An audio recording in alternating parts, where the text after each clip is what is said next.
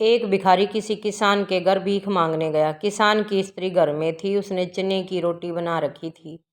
किसान जब घर आया, उसने अपने बच्चों का मुख चूमा। स्त्री ने उसके हाथ पैर धुलाए, उसके बाद वह रोटी खाने बैठ गया।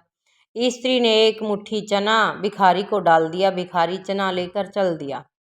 रास्ते में भिखारी सोचने लगा, हमारा भी कोई जीवन है। दिन भर कुत्ते की तरह मांगते फिरते हैं, फिर समय बनाना पड़ता है। इस किसान को देखो, कैसा सुंदर घर है। घर में स्त्री है, बच्चे हैं, अपने आप अन्न पैदा करता है, बच्चों के साथ प्रेम से भोजन करता है। वास्तव में सुखी तो यह किसान है। इधर वह किसान रोटी खाते खाते अपनी स्त्री से कहने लगा, नीला बैल बहुत बूढ़ा हो गया, अब वह किसी तरह काम नहीं देता। यदि कहीं से कुछ रुपयों का इंतजाम हो जाए तो काम चले। सौदाराम महाजन के पास जाऊंगा, वह ब्याज पर दे देगा। भोजन करके वह सौदाराम महाजन के पास गया। बहुत देर विनती करने पर कुछ सैकड़ों रुपए सूद पर साधु ने रुपए देना स्वीकार किया। एक लोहे की तिजोरी में से सौदाराम ने एक थैली निकाली और गिन कर रुपए किसान को दे दिए। रुपये लेकर किसान अपने घर को चल दिया। वह रास्ते में सोचने लगा, हम भी कोई आदमी हैं, घर में 5 रुपए भी नगद नहीं। कितनी चिरोरी विनती करने पर उसने रुपए दिए हैं। साधु कितना धनी है, उसके पास सैकड़ों रुपये हैं। वास्तव में सुखी तो यह साधु राम ही है। साधु राम छोटी सी दुकान करता था। वह एक बड़ी दुकान से कपड़ा ले आता और उसे बेचता था। अब उसे ही क्या पता। दूसरे दिन साधु राम कपड़ा लेने गया। सेठ पृथ्वीचंद की दुकान से कपड़ा लिया। वह वहां बैठा ही था कि इतनी देर में कई तार आए। कोई बम्बई का था, कोई कलकत्ते का। किसी में लिखा था 5 लाख मुनाफा हुआ, किसी में लिखा 1 लाख का। साधु महाजन ये सब देखता रहा। कपड़ा लेकर वह चला आया।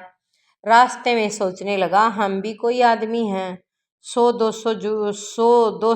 जुड़ गए, महाजन कहलाने लगे। पृथ्वीचंद कैसे हैं, एक दिन में लाखों का फायदा। वास्तव में सुखी तो यह है। उधर पृथ्वीचंद बैठा ही था कि इतने में तार आया कि 5 लाख का घाटा हुआ।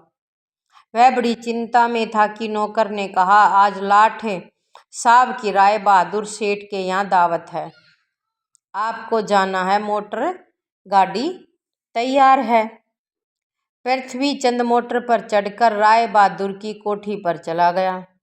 वहां सोने चांदी की कुर्सियां पड़ी थी। राय बहादुर जी से कलेक्टर कश्मीर हाथ मिला रहे थे।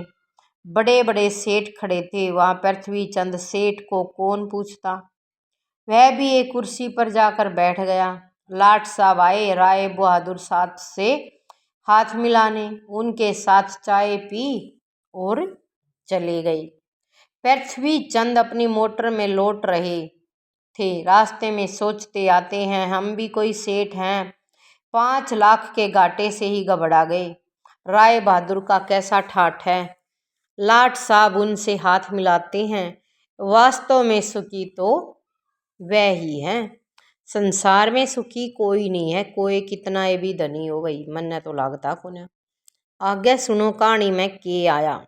अब उधर लाट साहब के चले जाने पर राय बहादुर के सिर में दर्द हो गया। बड़े बड़े डॉक्टर आए। एक कमरे में वे पड़े थे। कई तार घाटों के एक साथ आ गए। उनकी भी चिंता थी, कारोबार की भी बात याद आ गई। वे चिंता में पड़े थे। तभी खिड़की से उन्होंने जाग कर नीचे देखा। एक भिखारी हाथ में एक डंडा लिए अपनी मस्ती में जा रहा था। राय बहादुर ने उसे देखा और बोले, वास्तव में तो सुखी यही है। इसे न तो घाटे की चिंता न मुनाफे की फिक्र। इसे तो लाट साहब को पार्टी भी नहीं देनी पड़ती। सुखी तो यही इंसान है। यही हमारे जीवन का सत्य है। हम एक दूसरे को सुखी समझते हैं, पर वास्तव में सुखी कौन है, इसे तो वही जानता है जिसको आंतरिक शांति प्राप्त है, समय में संतुष्टि है। अब चाहे भिखारी हो चाहे करोड़पति हो, लेकिन आपके मन में जब तक शांति नहीं है तब तक आपको सुकून नहीं मिल सकता। ये बात सच्ची है। इतने भीतर में शांति नहीं होगी ना, इतना कुछ नहीं हो सकता, कुछ भी नहीं हो सकता। करोड़पति, अरबपति, खरबपति कुछ भी हो भाई, मन तो लागता कुना। निर्धन कहे धनवान सुखी, धनवान कहे सुख राजा को बारी, राजा कहे चक्रवर्ती सुखी, चक्रवर्ती कहे सुख इंद्र को बारी, इंद्र कहे श्री राम सुखी, श्री राम कहे सुख संत को बारी, और संत कहे संतोष में सुख, संतोष बिना सब दुनिया दुखियारी। राम राम भाई सारा ने। वीडियो अच्छी लगी हो तो वीडियो ने लाइक शेयर सब्सक्राइब जरूर करियो। ये बात सच है, कोई करोड़पति है, अरबपति, खरबपति, कितना ही बड़ा पति बन लो, लेकिन जो सच्चाई मन में शांति में है ना, वह कहीं भी नहीं मिलेगी। तो अपने आप में न शांत रखने की सोचा करो, संतुष्ट रहा करो। जो भगवान ने दिया है ना, जितना हमारे दो है इतना और किसी दो भी नहीं है। कैया दो उतना भी नहीं है जितना हमारे दो है। तो जो भगवान ने कर रखा है हमारे लिए वो सब से बेस्ट है, क्योंकि भगवान के हम बच्चे हैं। कोई माँ बाप अपने बच्चे के लिए गलत नहीं करता, तो भगवान हमारे लिए क्यों गलत